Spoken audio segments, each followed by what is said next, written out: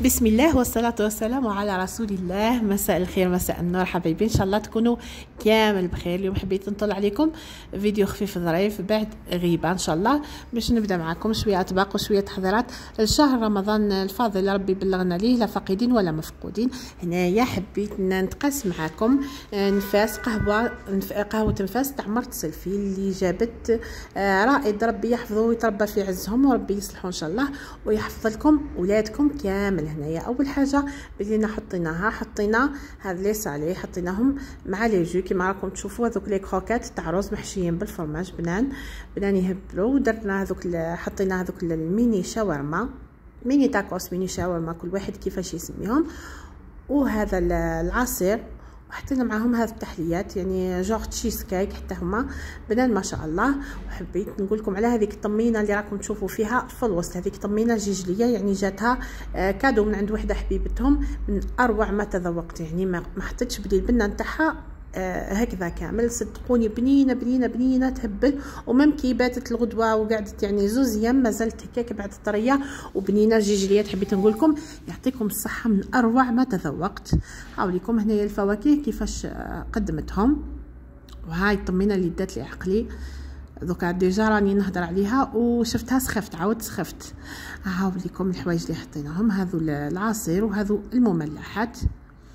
ومن بعد ما هزينا هذو حطينا قهوه حليب، وبيان سور الزرير معروفين عنده بزاف هنايا في الشرق، بالاخص في منطقه خنشله. يعني الزرير باش يكون مليح لازم القمح الروينه كيما نقولوا تتقلم مليح وتترحى شويه حرشه. وهنايا بعد ما هزينا كما قلت لكم دي سالي وكامل، حطينا قهوه حليب. هذو التقديمات يعني الحلويات والسيرفيس اللي حطاتو، هذا هما الحلويات. هذا مقروض الكوشه تاعنا، حتى هو معروفين به الرسمي لازم يكون مبسس ومعمر غرس باش يجي يهبل. هذه ربية الورقه، وهذا مخبز.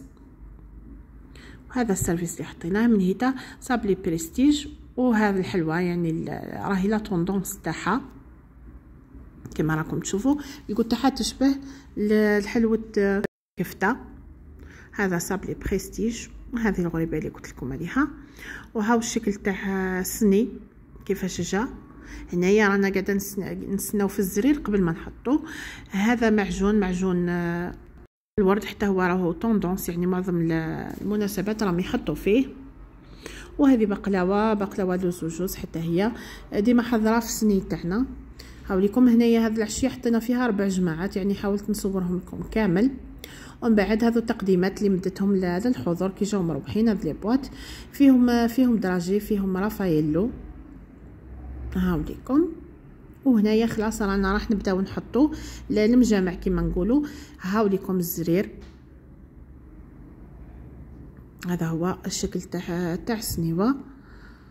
وهذا تزيين اللي دارته هي الزرير، كاين يقولوا طمينه، كل واحد كيفاش يسميه، يعني يختلف من منطقه لاخرى. انا هضرت لكم على تاعنا نتاع الشرق، راني سبق وتقاسمت معكم الوصفه تاعو من قبل.